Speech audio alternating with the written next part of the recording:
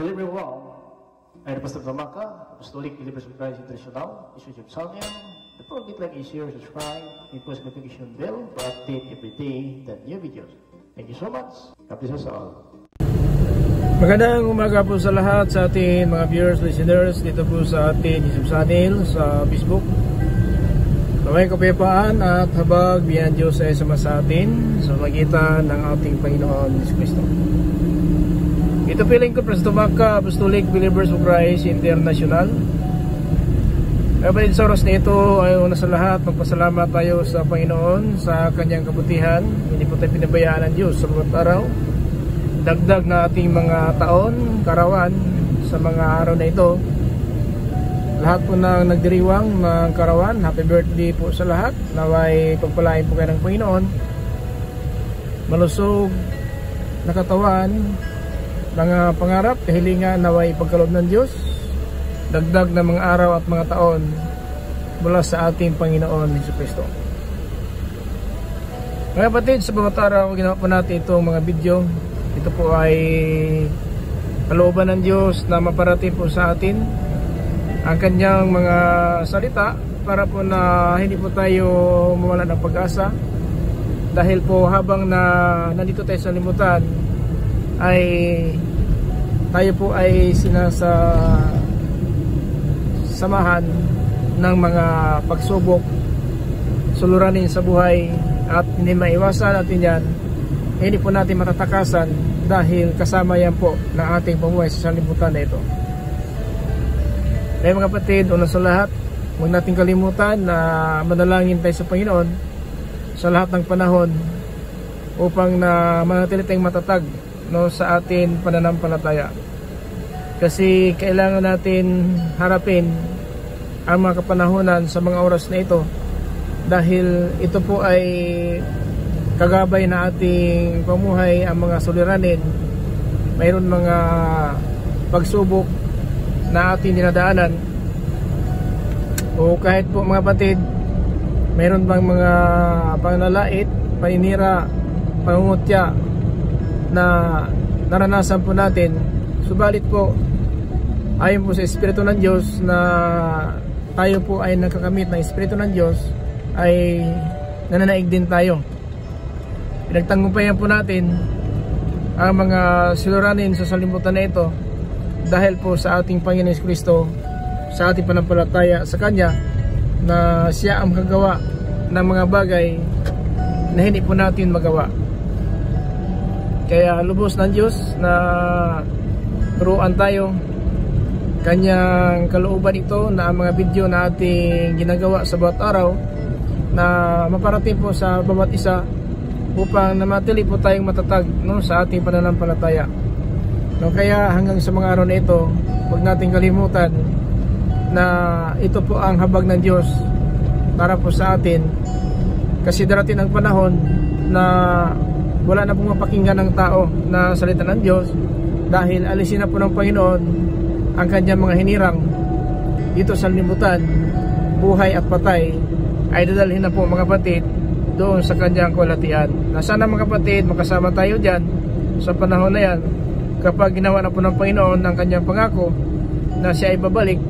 At yan talaga sa pagpakita ang Panginoon at ang mga namamatay kay Kristo, mga nang mabubuhay at tayo mga buhay pa natitira ay isasama na po niya na kasama na muling binuhay doon sa kanyang kaharian.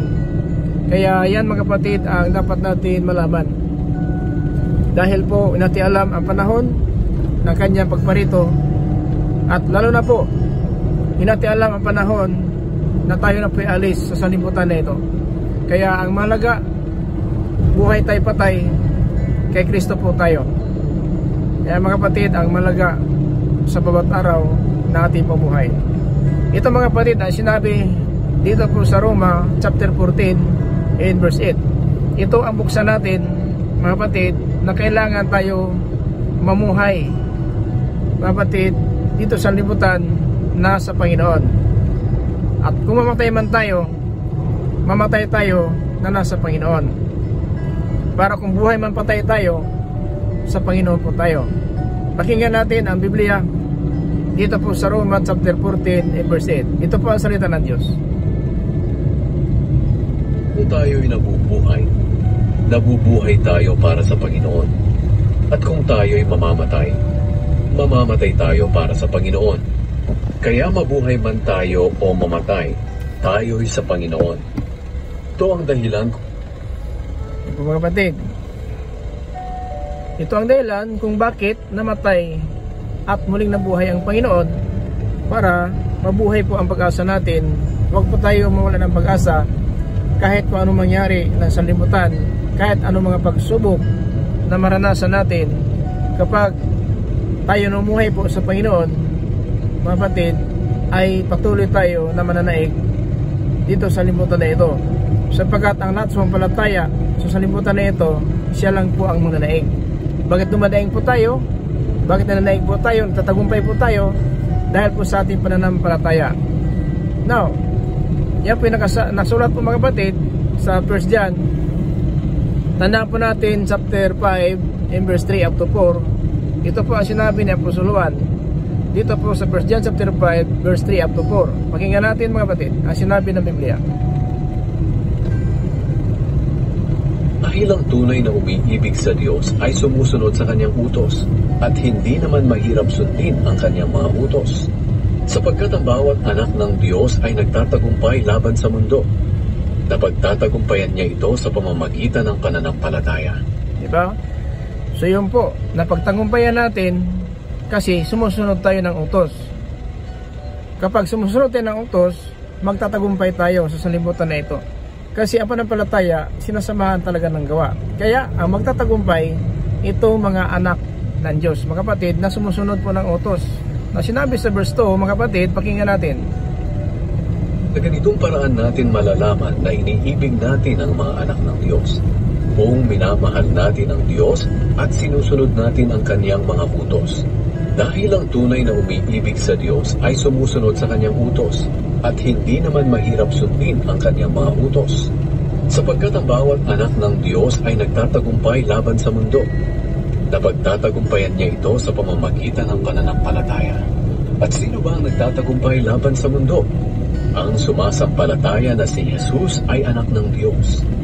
So ang magtatagumpay sa mundong ito, ang sumampalataya na si Jesus ang anak ng Diyos. So yun po, ayon po sa ating pangunawa, sa bigay ng Diyos, alam talaga natin na si Jesucristo anak ng Diyos. Kaya magtatagumpay talaga tayo. Pero kung hindi po sumampalataya ang tao na si Jesus anak ng Diyos, hindi po tayo magtatagumpay, sapagkat maging salungat ang Biblia. Kasi ang magtatagumpay, ang sumampalataya na si Jesus ay anak ng Diyos. So wala po ngayon sa ating pangalan Biblia, hindi mananiwala sa si Jesus anak ng Diyos. So hindi po magtatagumpayan. Ang magtatagumpay, ang sumampalataya na si Jesus anak ng Diyos. Sino ba ang nagtatagumpay laban sa mundo? Ang sumasampalataya na si Jesus ay anak ng Diyos. Diba? Maliwanag po. Kaya dapat natin malaman na kung mamuhay tayo kay Kristo, ibig sabihin, bawat araw sundin natin. Sundin natin ang utos ng Diyos. Sapagkat kapag sinunod po natin ang utos ng Diyos, magtatagumpay tayo. Ano mga pagsubok, suliranin sa buhay na madaanan po natin, magtatagumpay tayo.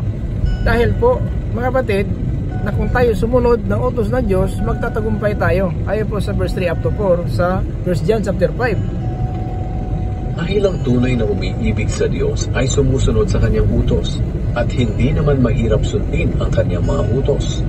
Sapagkat ang bawat anak ng Diyos ay nagtatagumpay laban sa mundo. Napagtatagumpayan niya ito sa pamamagitan ng pananampalataya. Ang bawat anak ng Diyos, kaya naging anak tayo ng Diyos sa ating pagtanggap po sa ating Panginoon Kristo, naging anak tayo ng Diyos. Ayon po sa John chapter 1 verse 12, na ang mga tumatanggap ng kanyang pangalan, sumampalataya ng kanyang pangalan, ay binigyan ng Panginoon ng kapangyarihan maging anak tayo ng Diyos. Pakinggan natin mga kapatid dito sa John 1 and verse 12. Ngunit ang lahat ng tumanggap at sumampalataya sa Kanya ay binigyan niya ng karapatang maging anak ng Diyos. Tumanggap at sumampalataya, yun po ang pangalan na binigay sa sino ng langit para maligtas tayo. At kung natin tanggapin ang pangalan na ito sa magitan ng bautismo, so mahirapan tayo. 4:12 dito sa Gawa, pakinggan natin.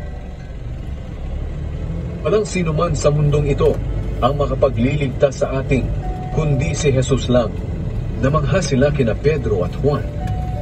So wala makapagligtas sa atin dito sa limutan kundi si Jesus lang. So kaya kapag sumampalataya tayo sa ating Panginoong Kristo, magtatagumpay tayo at maliligtas tayo dahil ang pangalan na ito po ay nakasulat sa itaas ng cross. Si Jesus ang hari ng mga Hudyo. So yan mga kapatid na ngalan, yung pangalan na yan po ang tatak sa ating noo. Kaya kung mamuhay tayo kay Kristo, dapat mamuhay tayo kay Kristo. At kung mamatay man tayo, dapat mamatay tayo naglilingkod kay Kristo. Buhay patay tayo ay kay Kristo po tayo. Yun po ang sinabi po ng ating key verse ngayon dito sa Roma 14 verse 8. 14 verse 8 ang ating mga kapatid key verse ngayon mga kapatid. Kung tayo'y nabubuhay tayo para sa Panginoon.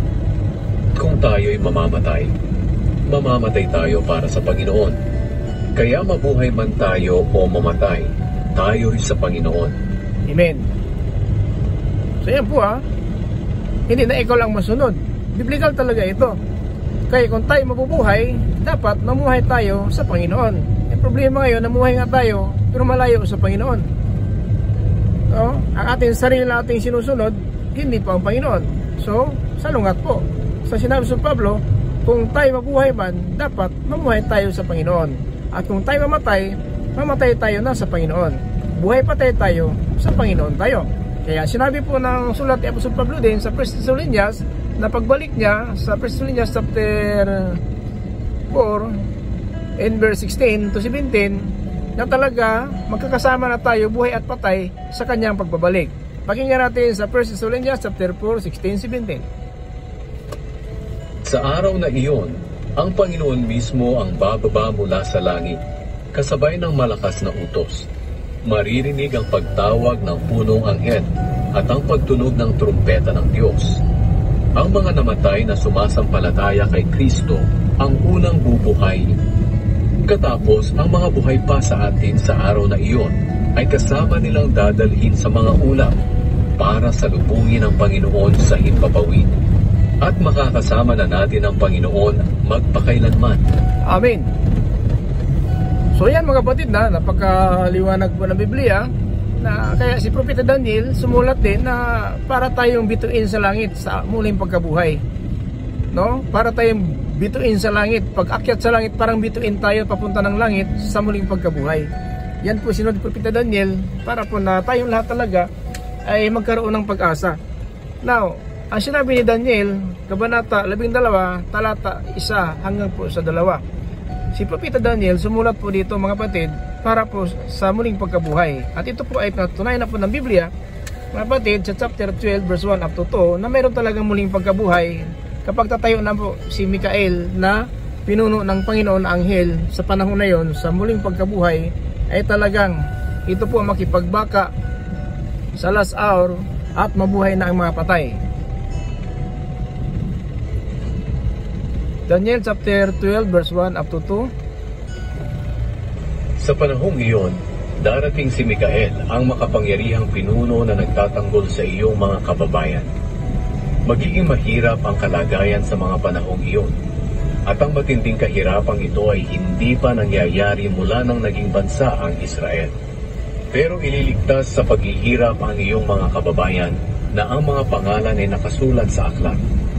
Bubuhayin ang marami sa mga namatay na. Ang iba sa kanila ay tatanggap ng buhay na walang hanggan. Pero ang iba ay isusumpa at ilalagay sa kahihiyang walang hanggan. So yun na po mga kapatid. Ito po inulit na Panginoon Kristo mga kapatid. Tandaan po natin ayon po sa John chapter 5 in verse 28 to 29. Ito po ay sinabi din ng Panginoon Kristo ng kanyang pagpunta dito sa limutan. Ay sinulat ito ni Apostol Juan, mga kapatid, dito sa John in chapter 5 in verse 28 to 29. Ito po inulit ng Panginoon Kristo ito na sinabi Propeta Daniel ay kanyang sinabi din sa mga apostol. Pakinggan natin mga kapatid. Huwag kayong magtaka tungkol dito, dahil darating ang panahon na maririnig ng lahat ng patay ang aking salita at babangon sila mula sa kanilang libingan. Ang mga gumawa ng mabuti ay bibigyan ng buhay na walang hanggan, at ang mga gumawa ng masama ay parurusahan. Ayan po ha. Yun po, matitindi, simulat din na ang mga masama ay papunta sa kapahamakan na malhanggang. Muna matuwid, papunta sa buhay na malhanggang. Yung nakasulat lang ang pangalan sa aklat ng buhay. So kayo mga kapatid, sa bawat araw, ito ang pinakamalaga sa ating bawat isa na huwag natin hayaan. Kaya mamuhay tayo talaga na sa salimutan na ito nakasama ang Panginoon. Hindi po tayo namuhay sa salimutan na ito, tayo lang masunod, tulog kain, trabaho, inom, gusto natin mamasyal, punta sa mga sabihin natin, nakakasaya sa ating mga mata. Kaya lang Panginoon, ang problema kung nasayahan ba sa ating mga pamumuhay. So hindi po pwede. Kaya ang keywords natin, kung mamuhay man tayo, kung buhay man tayo ngayon, dapat mamuhay tayo kay Kristo. At mamatay man tayo, mamatay tayo na sa Panginoon si Kristo. Hindi kaya mamatay tayo, ang atin na lang sarili ang sinusunod natin. Kung tayo'y nabubuhay tayo para sa Panginoon. At kung tayo'y mamamatay tayo para sa Panginoon. Kaya mabuhay man tayo o mamatay, tayo'y sa Panginoon. Amen. So yun pong dahilan, sa verse 9, ito ang dahilan kung bakit namatay at muling nabuhay si Kristo, para maging Panginoon siya ng mga buhay at mga patay. Amen. Kaya pagbalik niya, talagang mapanginoon talaga natin siya. Mga patay, mabuhay. At tayo mga buhay ay makasama na po doon sa kanyang kaharian magpakailanman. So maliwanag po ang sinabi sa, balikan natin ang 1 Thessalonians in chapter 4 verse 17, na tayo mga buhay pa din, natitira, aagawin na.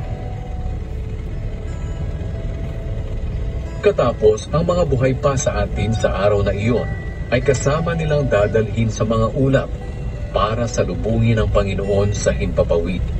At makakasama na natin ang Panginoon magpakailanman. Amen. Kaya nga mga kapatid, pasiglahin ninyo ang isa't isa sa pamamagitan ng mga aral na ito. Amen. Ayan po. Maliwanag po mga kapatid. Na ito po nagpapasigla sa atin. Ibig sabihin, kahit na kung napapagod tayo, kahit na kung mabigat ang ating mga problema, nabigat ang mga pagsubok, suliranin natin, pero napasigla pa rin tayo. Ibig sabihin, nakatayo pa rin tayo na matatag na sa ating pananampalataya at naglilingkod sa Panginoon. Dahil po sa pag-asa na ito. At tanda po natin mga kapatid, isang kislap mata lang po ito. Hindi po ito magtatagal sa huling tinig ng trumpeta. Ito po isang kislap mata lang, hindi po ito magtatagal. At yan po, sana po mga kapatid ay makasama tayo dito sa isang kislap mata, mga kapatid, ay makasama natin ang Panginoon sa kanyang kaluwalhatian. Isang kislap mata lang po ito, hindi magtatagal. Pakinggan natin mga kapatid dito po sa 1 Corinthians chapter 51 in chapter 15 in verse 51 up to 53. Ito po mga kapatid, sinabi sa Pablo, isang hiwaga na hindi natin alam noong ngayon nalaman na po natin, isang kislap mata lang sa huling tinig ng trumpeta, mabuhay na ang mga patay. Ngunit makinig kayo, dahil may sasabihin ako sa inyo na isang lihim. Hindi lahat sa atin ay mamamatay. Ngunit tayong lahat ay bibigyan ng bagong katawan, sa isang iglap, sa isang kisap mata, kasabay ng pagtunog ng huling trumpeta. At sa pagtunog ng trumpeta ay muling bubuhayin ang mga patay, at bibigyan ng katawang hindi nabubulok. At tayong mga buhay pa ay bibigyan din ng bagong katawan, sapagkat itong katawan nating nabubulok at namamatay ay dapat mapalitan ng katawang hindi nabubulok at hindi namamatay. Ayan po maliwanag po yan sa isang kislap mata. Yun po sinabi din niya sa 1 Thessalonians chapter 4 verse 16 to 17. Now, isang kislap mata lang ito mga kapatid, hindi po magtatagal. Kaya ito po ating inaasahan na sana po sa isang kislap mata tapos na ang lahat ng suliranin, tapos na ang mga panalait, paninira at pangungutya sa sanlibutan na ito. Ito inasahan po natin mga kapatid, loobin ng Diyos, sana po na makasama tayo sa isang kislap mata sa muling pagkabuhay ng mga patay. At ay sa Panginoon talaga malaman po natin na magpatuloy talaga tayo mga kapatid sa pag-asa na ito. Huwag natin hayaan na ang pag-asa na ito ay mabaliwal lang po na hindi po natin mapakinabangan dahil po mga kapatid, ayaw ng Panginoon talaga na may mapahamak. Kaya lang, mapahamak talaga tayo kasi minsan po, ang atin na pong sariling kapakanan ang ating sinusunod.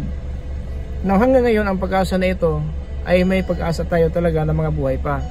Kasi yun po sinabi ng Biblia na habang buhay pa ang tao may pag-asa, no? Tandaan po natin yan sa Eclesiastes Kabanata 9 talata 4 na habang buhay pa tayo may pag-asa. Kaya pag-asa na ito hindi sa atin lang mga nakinig ngayon, para po sa lahat ito, mga kapatid. Kasi marami pong mga buhay ngayon, so lahat na may buhay pa may pag-asa pa yan. Pero yung mga patay na, natin alam kung saan sila ngayon. Pero tayo mga buhay pa, buhay ang pag-asa natin. Kasi habang buhay pa ang tao may pag-asa. Habang may buhay ang tao, may pag-asa. May kasabihan nga, mas mabuti pa ang buhay na aso kaysa sa patay na leon. Diba? Alam naman natin leon, matapang ang leon. Kung patay na yan, mapakinabangon mo pa yun? Hindi na. Pero yung aso, kahit aso lang ang kanyang pangalan, may aso po na sabihin natin sumusunod sa kanyang Panginoon, no? 'Di ba may aso na mautusan mo, yung aso mautusan, 'di ba? Aso lang yan. Pero may aso po na sabihin natin tinuturuan po yan ng maliit pa. Paglaki niya, mautusan po aso. Sa amin nga dati, may aso doon sa amin na nagdala ng basket na mamalingki sa pamalingkihan. Nagdala ng basket yung aso. Oo, totoo po yan. Ako maliit pa. Aso yun, maliit pa ako. Napakalaking aso, nagdala ng basket na yun ay aso ng mayor ng aming lungsod. Aso inutusan doon sa palengke, nagdala ng basket yung aso. Diba? Tama ang Biblia. Pero habang buhay pa tayo may pag-asa. Lahat na may buhay pa ngayon, may pag-asa pa tayo. Pero yung patay na, hindi natin alam kung saan sila lagay ng Panginoon. Kasi dalawa po ang pupuntahan ng tao kapag namatay na. May paraiso ng kaluluwa at tinatawag na Hades kung nag-alab na apoy. Yung pinakasulat sa Lucas 16 Kabanata 16 talata 22 hanggang po sa 24. Yan mga kapatid ang sinabi Biblia. Kaya habang may patay may pag-asa, para wag natin hayaan na ang pag-asa na ito ay hindi pala maasahan. Kasi ang salita ng Diyos minsan ay iniwasan ng tao. Pero mga kapatid, lahat po na may buhay pa ngayon may pag-asa pa. At dahil buhay pa tayo, huwag kayo mawala ng pag-asa. Makinig tayo ng aral, gawin natin ang salita ng Diyos. Kung ano man ang ating napakinggan, huwag hayaan natin mga kapatid, na itong napakinggan natin ay masayang lamang. Tandaan po natin na habang buhay pa tayo may pag-asa. Kaya lahat na may buhay pa, may pag-asa ka pa kapatid. Huwag mo nang isipin yung kasalanan natin. Namatay pa ang Panginoon sa cross sa ating pagkamakasalanan. Yun po ang dahilan na parito po ang ating Panginoon Kristo para iligtas ang makasalanan. At yan po mga kapatid, hindi harang po ang kasalanan, sapagkat alam natin, ang Biblia nagpatunay na si Kristo na parito para sa makasalanan. Sa 1 Timothy chapter 1 and verse 15, ito po ang sinabi, katotohanan na dapat natin tanggapin. Ito ang katotohanang dapat tanggapin at paniwalaan ng lahat. Naparito si Kristo Jesus sa mundo para iligtas ang mga makasalanan. At ako ang pinakamakasalanan sa lahat. Diba? So huwag natin isipin kasalanan. Yun po ang nagpahiwalay sa atin sa paningin ng Diyos, ang kasalanan. Tingnan mo si Adan si Eva, na sila po ay nagkasala. Nagtago po sa puno ng kahoy. Bakit nagtago? Nagkasala. Yan din isang pattern sa atin. Yan ang kalagayan natin ngayon. Kapag nagkasala na po ang tao, yan po ang harang ng presensya ng Diyos. Yung kasalanan na iniisip natin na yun na po ang papalayo sa atin. Pero ang Diyos po, hindi po tayo ipinahamak kahit makasalanan tayo. Kaya nga sinugo niya ang kanyang kaisisang anak para lahat sa pampalataya ay hindi mapahamak. So yun po ang dahilan na si Adan, nagkasala sila, nagtago sila. Kasi hubad na hubad sila, mga kapatid, na sila kumain po ng bunga ng puno ng bunga ng kahoy na doon sa lamanan. Kaya ang babae at lalaki nagtago po sila dahil po sa, mga kapatid, nakasala po sila. So kaya yung pong dahilan sa atin ngayon na dahil po sa ating kasalanan ay yan po ang dahilan, no, na magtatago tayo sa paningin ng Diyos. Kasi kumain na po sila na nakita po silang hubad at sila nagtakip ng dahon ng igos, at pagdating ng Panginoon na mga kapatid, nagtatago po sila na sila po ay nakakita sa kanilang katawan, hubad na po dahil po sa kasalanan. Kaya ang lahat ng kasalanan na ating ginagawa, yan pong dahilan na hindi tayo karapat-dapat sa paningin ng Diyos. Kasi ang kasalanan, yun po ang naghubad sa atin sa paningin ng Diyos. Kaya sila po nakita, nahubad sila. Ito po sinabi sa Genesis 3:7 hanggang po sa 9. Pagkatapos nilang kumain, nalaman nila kung ano ang mabuti at ang masama, at napansin nila na hubad pala sila. Kaya pinagtagni-tagni nila ang mga dahon ng puno ng igos para ipantakip sa kanilang katawan. Pagdating ng hapon, narinig nila na lumalakad ang Panginoong Diyos sa halamanan. Kaya nagtago sila sa mga puno doon. Verse 9. Pero tinawag ng Panginoong Diyos ang lalaki. Nasaan ka? Diba? Kahit na po na alam ng Diyos na sila po nakakain at nagkasala, hinanap pa rin sila ng Panginoon. Sa ating panahon ngayon nagkasala tayo, pinabayaan ba tayo ng Diyos? Hinanap pa rin tayo. Kaya itong salita ng Diyos na ngayon na ating napakinggan, ito po ang naghanap sa atin ng saan tayo. Itong live streaming, itong mga video sa YouTube channel o sa Facebook, ito mga kapatid, halos araw-araw ginawa po natin ito para po na maparating sa atin ang biyaya ng Diyos, para po na wag natin hatulan ng sarili na hindi natin tayo karapat-dapat sa Panginoon. Hubad na nga sila Adan si Eva, nagtago sa puno ng kahoy, pero hanap pa rin sila ng Diyos. Ganon tayo ngayon. Hinanap pa rin tayo ng Diyos mga kapatid. Kaya sinabi ng Panginoon mga kapatid, dito po sa John, in chapter 10, in verse 15 to 16, ito po ang sinabi ng Panginoon sa John, na marami pang mga tupa, mga kapatid ngayon, na hinanap pa rin ng Panginoon, para po na, ito mga kapatid, magkaisa po tayo, sa harapan ng ating Panginoon. No? Sinabi nito mga kapatid sa John 10:14 to 16. Kaya mga kapatid dito sa John 10:14 to 16. Kawan na ito ng mga Hudyo. Kinakailangan Kasi po. May iba pa akong mga tupa na wala sa kawan na ito ng mga Hudyo. Kinakailangan ko rin silang tipunin. Pakikinggan din nila ang mga salita ko. At ang lahat ng nakikinig sa akin ay magiging isang kawan na lang na may iisang pastol. Mahal ako ng Ama dahil iniaalay ko ang aking buhay para sa kanila. At pagkatapos ay muli akong mabubuhay. Walang makakakuha ng aking buhay, kundi kusa ko itong ibinibigay. May kapangyarihan akong ibigay ito, at may kapangyarihan din akong bawiin ito. Amen. So yan po. Kahit dahil na po nagkasala si Adan si Eva, so yun na po ang dahilan na talagang kailangan isugo niya ang kanyang kaisisang anak dito sa limutan para bawiin tayo sa kasalanan, kapatid, na pamumuhay, makasalanan pamumuhay. Kaya huwag mo na hatulan ng sarili mo na sabihin natin parang wala tayong pag-asa. Hindi po. Biblia na sabi nga sa Ecclesiastes, Kumangaral, Kabanata Siyam, Talata 4, na habang buhay pabanta may pag-asa.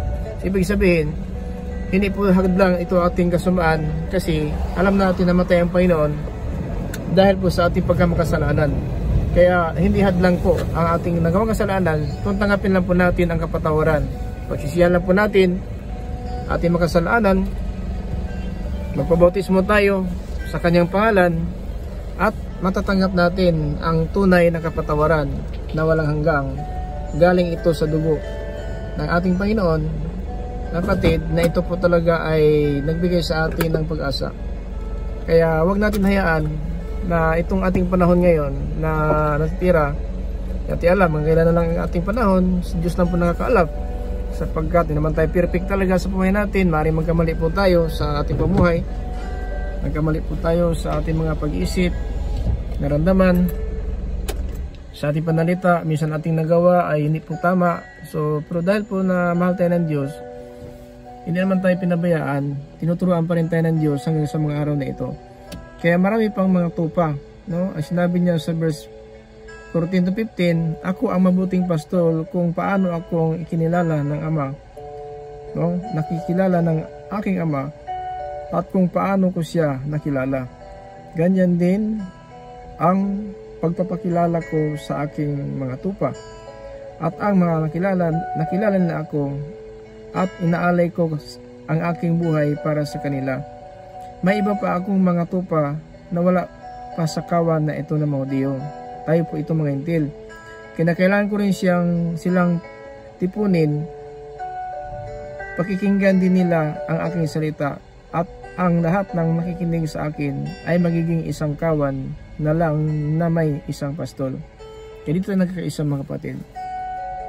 Kaya mamuhay tayo na sa Panginoon. Ibig sabihin, huwag natin hayaan na itong buhay natin ay ito ginagamit natin sa ating sarili na kapakanan. Kasi pinagpala tayo ngayon. Kaya nga, ang isang kung ito'y tinataniman natin at ang tumutubo dito ay damo, so nanganganib ito ating hambasin kung limpisahin natin at saka susunugin. Dahil po hindi makapakinabangan ang damo. Yan po ang sinabi ng Biblia na kung ang ating pumuhay talaga ay hindi po mapakinabangan, ay kapahamakan po. Ito mga kapatid, sinabi po ito sa Hebrew chapter 6 verse 7 up to 9. Pakinggan natin. Tulad tayo ng lupang pinagpapala ng Diyos, na matapos tumanggap ng masaganang ulan, ay tinutubuan ng mga halamang pakikinabangan ng magsasaka. Ngunit kung matitinik na mga halaman lang ang tumutubo roon, wala itong pakinabang. Nanganganib itong sumpain na lang ng Diyos, at sa bandang huli ay susunugin. Ganyan po ating kalagayan. Tulad tayo ng mga kapatid, isang bukirin, no?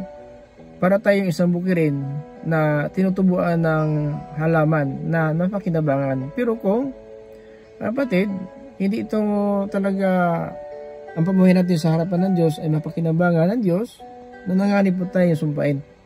Kasi yung po sinabi, tulad tayo ng lupa.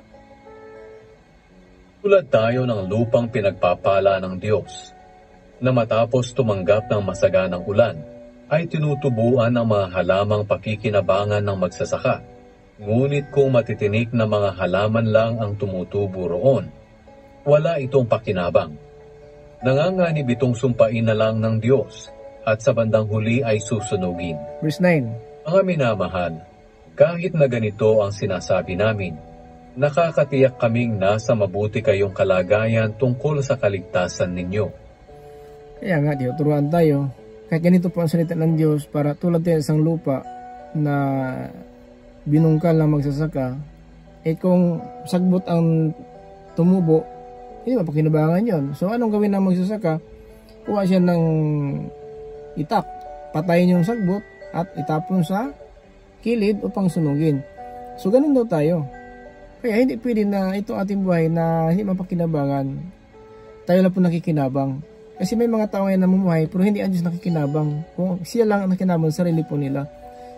Ang Diyos ang nakikinabang, ibig sabihin, kapag namuhay tayo na sumunod sa Diyos, ang Diyos nakikinabang. Ibig sabihin, nasayahan po ang Diyos sa atin. Mapakinabangan tayo. Dahil po, ang ating pumuhay talaga ay sang-ayon sa Panginoon. Kung sa ating pumuhay talaga, parang damo tayo na hindi makinabangan, nanganganib ito sa masusunog sa apoy. Ayon po sa sa Hebrew chapter 6 and verse 7 hanggang po sa verse 9. So kaya mahirap po mga kapatid na ito talaga ay ating pumuhay sa libutan ngayon. Tayo lang nakikinabang, trabaho, kain, tulog, inom, punta tayo saan, tayo lang kinabang lang. Kasi ang Panginoon wala po. Wala tayong salita ng Diyos, wala tayong pagsunod ng utos ng Diyos. Paano pa sabihin na kinabang ang Diyos sa atin? Kasi kapag nakinabang Diyos sa atin, ipinapangaral natin magandang balita, tayo po ay naging lingkod ng Panginoon. Diyan po tayo mapakinabangan sapagkat ang salita ng Diyos, inispread po natin sa buong sanlibutan para makarating ito sa buong sanlibutan at magkaisa po tayo ng pag-asa na ito. Yun pong dahilan na kailangan mamuhay tayo kay Kristo at kung mamatay tayo, dapat kay Kristo tayo. Buhay man o patay tayo, kay Kristo tayo. Tama, ang sinabi si Pablo sa 1 Thessalonians chapter 4:17, at tayo mga buhay pa noon natitira ay aagawin na sa lapap. Sasalubong tayo kasama ang muling binuhay sa Panginoon doon sa ipapawid. At yan po mga kapatid ang dapat natin malaman at tandaan po natin na hindi po tayo pinabayaan ng Diyos sa mga panahon na ito. Pero kung hindi natin palagaan ito mga kapatid, tandaan po natin itong pag-asa na ito, tandaan po natin mapahamak po tayo, no? Kaya kailangan natin malaman, sapagkat ang ating kaligtasan hindi po sa ating katuwiran, kundi kaloob ito ng Diyos sa atin. Kaya dapat natin malaman kung ano talaga ang nararapat. Kasi magliliwanag tayo tulad ng bituin sa langit. Sa muling pagkabuhay, parang bituin tayo papunta ng langit. Hindi na po tayo mga kapatid makita ng, akala ba natin ito muling pagkabuhay, physical po, spiritual na po ito. Ay ibig sabihin, sa muling pagkabuhay, hindi makita ng may buhay ang mga muling binuhay. Hindi makita po, tulad ng bituin na lang, kasi kaluluwa, itong kaluluwa natin mga kapatid, spiritual na po. Pag nabuhay tayo, spiritual na. Hindi na po tayo tulad ng physical. Mabago lang. Tayo mga buhay pa, natitira, mabago na po. Yung katawan natin para sa langit na po. Spiritual po yan. So, yung mga tao maghanap ng salita ng Diyos, ito yung makatagpo talaga sila. Dadalhin po buhay at patay sa kanyang muling pagparito. Hindi makita ng mga buhay, no? Kasi ang katawan natin mabubulok, palitan ng katawan mabubulok. Ibig sabihin, ito physical, hindi po ito mga kapatid. Spiritual na po, wala ng kamatayan. Ito physical, mamatay pa ito. So, tayo mga buhay pa, papalitan ating katawan na hindi mabulok. So, hindi karapat-dapat ang katawan na ito sa muling pagparito ng Panginoon. Hindi po karapat-dapat ang ating kasarian na panlupa. Ito talaga ang kasarian na galing sa langit. Ito po ang spiritual na walang kamatayan, kung immortal na tayo sa araw na muling pagkabuhay. Kaya ayan mga kapatid, ang dapat malaman natin na hindi natin wag natin kalimutan, no? Huwag natin kalimutan na itong panahon natin ngayon ay sayang lamang. Kaya kailangan natin malaman ang katotohanan na sa ating pamumuhay ngayon, dapat talaga ay maglilingkod tayo sa Panginoon. Kasi hindi mapakinabangan tayo kung kain lang tayo, tulog, trabaho, kain, tulog, trabaho, naglalasing, anong gusto natin. Paano mapakinabang ang Diyos dyan? Tulad tayo ng isang lupa. Na isang magsasaka, kapag ito nagbugwal po ng lupa, ang isang magsasaka, kapatid, ay tinignan po niya. Kaya nga may talinghagan pa ni Kristo sa Mateo chapter 13 verse 1 up to 17. May mga talinghaga po na sinabi ng Panginoon tulad ng isang magsasaka na nagtanim sa isang bukirin. Pakinggan natin mga kapatid, dito tayo sa Mateo chapter 13 verse 1.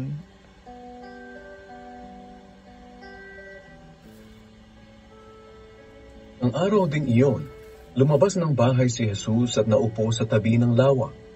Napakaraming tao ang nagtipon sa paligid niya, kaya sumakay siya sa isang bangka at doon umupo, habang ang mga tao na may nasa dalampasigan. Marami siyang itinuro sa kanila sa pamamagitan ng mga talinghaga o paghahalintulad.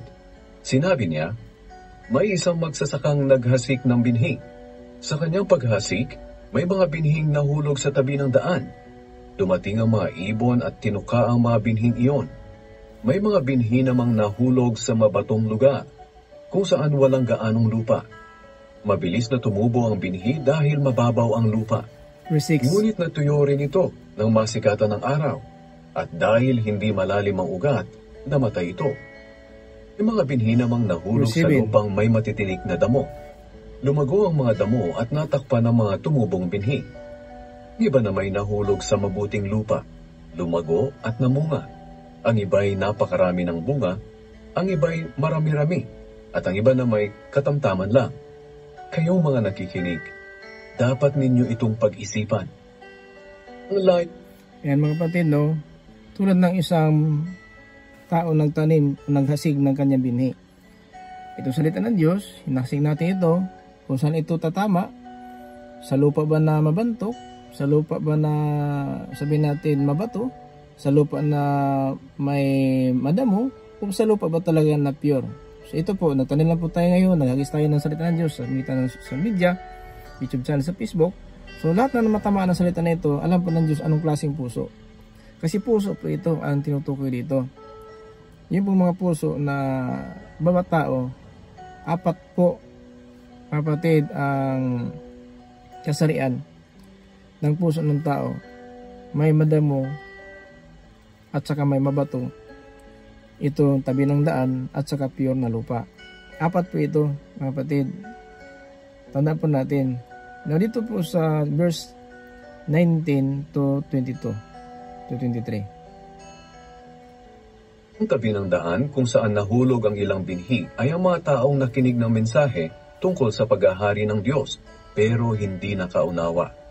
Dumating si Satanas at inagaw ang salita sa kanilang puso. Ayan. So, itong talanghaga na ito, puso po ito. Pero apat po na klase ng puso ng tao. May mabato, may masagbot, may mabantok kung tabi ng daan, at may pure na lupa. 20.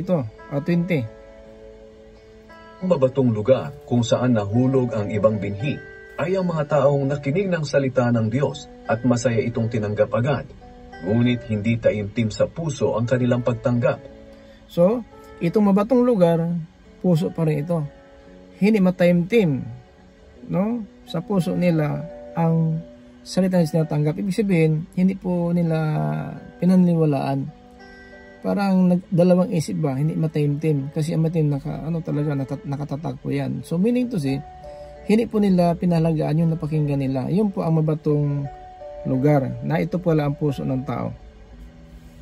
Ang mabatong lugar kung saan nahulog ang ibang binhi ay ang mga taong nakinig ng salita ng Diyos at masaya itong tinanggap agad. Ngunit hindi taimtim sa puso ang kanilang pagtanggap, kaya hindi tumagal ang kanilang pananampalataya. So, narinig na itong mabatong lugar, mabatong puso, tumanggap sila. Kung hindi mataimtim, pagdating ng mga pagsubok, hindi pa nagtatagal ang panampalataya pagdating ng kahirapan. Dating ng kahirapan o pag-uusig dahil sa salita ng Diyos na kanilang tinanggap, agad silang tumatalikod sa kanilang pananampalataya. Yun po ang mabato na puso. Hindi mataimtim tumanggap, nagdalawang isip, hindi naniwala totoo. Masayang tumanggap, pero hindi po nakatanim sa puso. Yun po ang ibig sabihin, mabato. Kasi ang bato talaga, matigas po yan. No? Tapon mo yung bato, kahit biakin mo yan, hindi basta-basta matibag yan kasi bato. Yun po ang mga puso ng tao na nakatanggap. Tama pastor mo. Oo, tama talaga. Hanggang lang po sa tama, pero hindi natama ng puso. Hindi nakapasok kasi mabato pong puso yan. Madali pong sumagot, amen, praise the Lord. Totoo pala. Totoo pala sa bibig, pero sa puso wala po kasi mabatong puso niya. Tuloy natin sa 23. Lupang may matitinik na damo kung saan nahulog ang iba pang binhi ay ang mga taong nakinig ng salita ng Diyos. Ito naman matinik at madamo. Klase ng puso ng tao, matinik at madamo. Ano po ang nangyari sa kanila? Ngunit dahil sa mga alalahanin dito sa mundo at sa paghahangad na yumaman, nakalimutan nila ang salita ng Diyos. Ito ang matinik na puso dahil marami po ang nakatanim sa puso nila na naghahangad mayaman, gusto nila na masagana, kaya yun po ang dahilan na ang kanilang puso matinik, madamo. Kasi marami pong tumutubo sa puso nila, gusto mayaman, gusto na hindi maghihirap, gusto walang mga pagsubok, gusto masaya lang palagi. Yun po ang nangyari, kahit nakatanggap sila ng salita ng Diyos, mga kapatid, ito po ang dahilan na hindi na po sila, hallelujah, maniwala. Ito po mga kapatid ang dahilan, matinik at madamo. Lupang may matitinik na damo kung saan nahulog ang iba pang binhi ay ang mga taong nakinig ng salita ng Diyos. Ngunit dahil sa mga alalahanin dito sa mundo at sa paghahangad na yumaman, nakalimutan nila ang salita ng Diyos, kaya hindi namunga ang salita sa buhay nila. Hindi ka mamunga kasi matinik.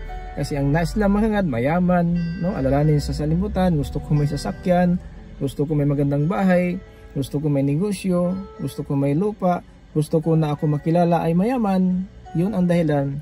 Kahit nakinig sila, hindi namunga ang salita ng Diyos sa buhay nila. Paano mamunga? Gusto silang mayaman, gusto masaya. Siyempre, kung gusto mong mayaman, maraming diskarte mo. Anong gusto mong gawin? Kahit linggo, nagtatrabaho para managdagan ang pira. At saka, diskarte lang po. Kasi wala po talaga ang puso na itong matinik. No? Mabato, matinik. Mga batid mabato, matinik na lugar, at saka itong daan na mabantok. Daan mabantok, kasi ang daan kasi mabantok talaga yon. Kaya hindi talaga, kahit na kung daanan mo yan, kahit na po kung ano lang yan mga kapatid, kasi daan mabantok talaga, dinadaanan po, nahulog po sa tabi ng daan. Ibig sabihin, puso mo na mabantok, no?